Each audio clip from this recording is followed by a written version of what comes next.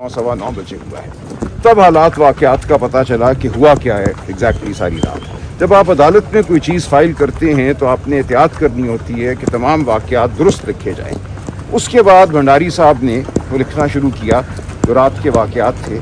कल जुमे का दिन था, कल जो फाइलिंग है वो जल्दी ख़त्म हो जाती है, 11:30-12 बजे के बाद फाइल आप नहीं कर सकते, लेकिन उससे हट कर पूरी तफसीलात लिखना, एफिडेविट बनाना, फिर सुप्रीम कोर्ट में एक तरीका होता है, यहाँ पेपर बुक्स बनती हैं, उनको प्रिंट किया जाता है, बाइंड किया जाता है। अच्छा, बिलफर्ज कल फाइल हो भी जाती तो क्या होता?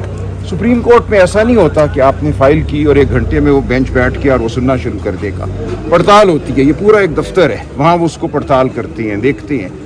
कभी भी सुप्रीम कोर्ट में 2-3 दिन से पहले मुकदमा नहीं लगता, मासवाए ये आपको याद होगा बल्ले वाले केस में रात 8 बजे फाइल हुई थी और सुबह 9 बजे लग गई थी।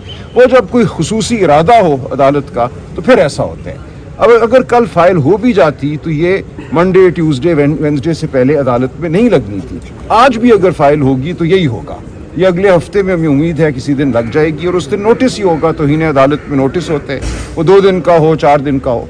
इसलिए ये कहना कि अगर कल फाइल करते तो कल ही लग जाती, बिल्कुल गलत है, ऐसे नहीं होता। साहब आज क्या बात उठा रहे हैं जो अपील दायर करने जा रहे हैं? सर देखिए, सीरियन खिलाफ वर्जी हुई है हुक्म की, इसमें तो बड़ा आसान मामला है ना, सिर्फ वाकयात लिखने हैं। जो हुक्म था वो ये था कि he will be shifted to Shifa International for examination and treatment. ये बड़ा अहम है कि सिर्फ एग्जामिन नहीं होना था, ट्रीटमेंट भी वहाँ होनी थी। तो ये दोनों काम नहीं हुए, कुछ भी नहीं हुआ। सर आप क्या समझते हैं कि अगर आज ये दरख्वास्त जो है आपकी ले ली जाती है और अगले हफ्ते आप जिस तरह कह रही हैं फिक्स होगी, हाँ, तो उसमें जो बेंच होगा वो वही होगा या बेंच तब्दील? देखिए, तौहीन अदालत में तब्दील भी हो सकता है। देखिए, अगर ये फ़र्ज़ करें जो मफरूज़ा है कल फाइल होती और आनन फानन फाइल होते ही जुमे वाले दिन 12 बजे से पहले बेंच बैठ जाता और वो इस पर कोई नोटिस कर देता, तो फिर भी वो नोटिस तो अगले से अगले हफ्ते का करता ना, क्योंकि ये बेंच तो अगले हफ्ते नहीं है अवेलेबल, उससे अगले हफ्ते इम्कान है इस बेंच के अवेलेबल होने का। तो इसलिए कोई देर नहीं हुई, तसल्ली से चीज़ें फाइल करनी चाहिए, वरना होता यही ऑब्जेक्शन लगती वो वापस मोड़ देती। जब आप जल्दबाजी में कुछ करते हैं तो उसका नुकसान होता है। तो ठीक हमारी लीगल टीम ने इत्मीनान से चीज़ को बनाया, उसकी बाइंडिंग की। अब ये पूरी टीम यहाँ खड़ी हुई है, सुबह से ये फाइल आज कर देंगे। अब उसके बाद हम दरख्वास्त करेंगे कि इसको जल्द से जल्द फिक्स किया जाए और इसमें छोटा नोटिस किया जाए, और हमारी यही ख्वाहिश होगी कि उसी बेंच के पास ये मामला जाए जिसने पहले ऑर्डर किया था।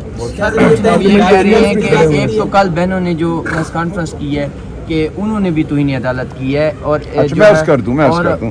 तारड़ साहब कहते हैं कि खान साहब को अगर लेके जाना पड़ा या दोबारा ज़रूरत हुई तो फिर लेके आएंगे, लेकिन शिफा का लिखा हुआ था, पिम्स ले गए। जी देखिए, और पिम्स के लाने पे भी कमेंट कर दीजिए। हाँ, नामिया भी कल उनका जारी हुआ। मैं अर्ज़ करता हूँ, देखिए कोई बहनों ने तौहीन अदालत नहीं की।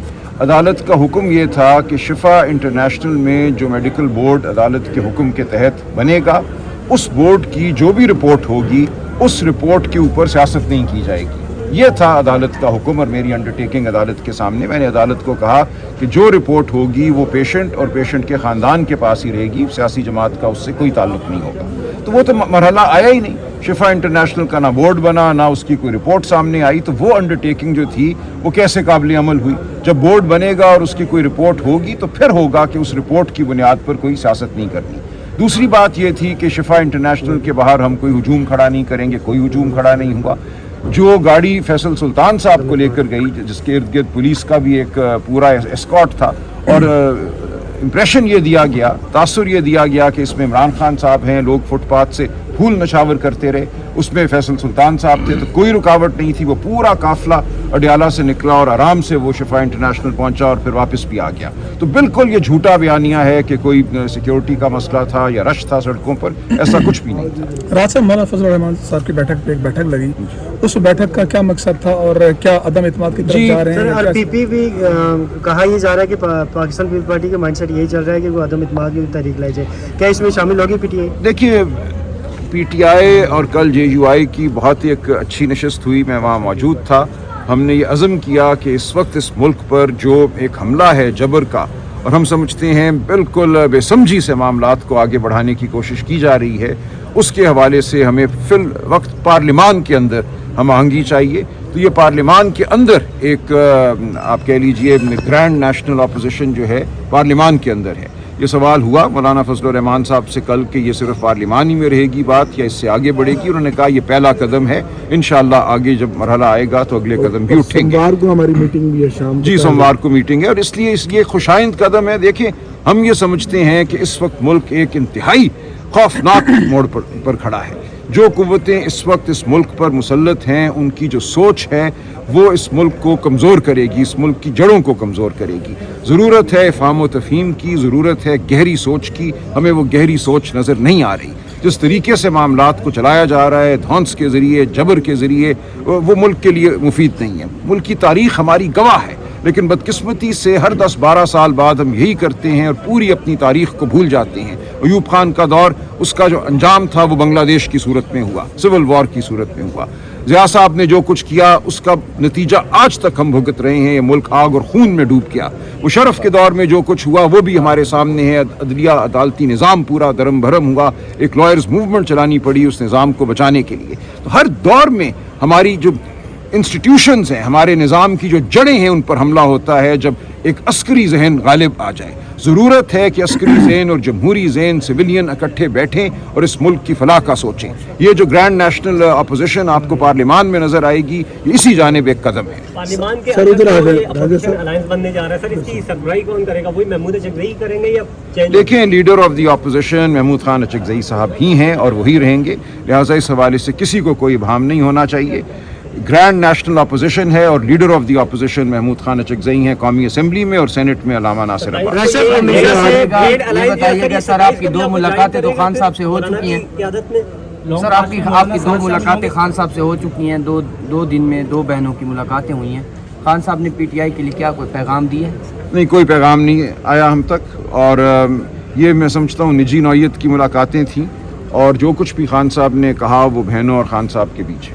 اسپیسیفکلی 27 ستمبر کے حوالے سے کوئی میسج نہیں آیا؟ نہیں, 27 ستمبر بالکل قائم ہے, اور اس سے پہلے بھی ہم قائم ہیں. اور جو ہمیں کرنا ہے پاکستانی قوم کو پکارنا ہے. جو کچھ ہو چکا پچھلے چند دنوں میں یہ مذاق ہے عدلیہ کے ساتھ اور قوم کے ساتھ. صاحبہ نے تو کہا تھا نا سہیل فریدی کو کہیں کہ تحریک تیز کر دیں. انشاءاللہ آپ کو تیز ہی نظر آئے گی. دیکھیں ہم ہر روز پاکستانی بھائیوں کو پکارتے ہیں.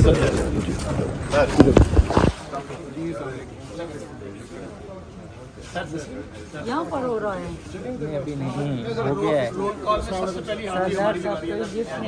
سردار صاحب نے ناشتہ نہیں کیا نا, آج چائے سے نہا کے ہے.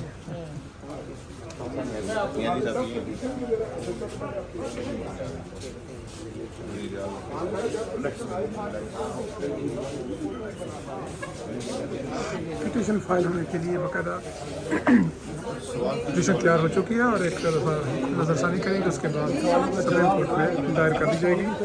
یہ کاغذات دیکھیے,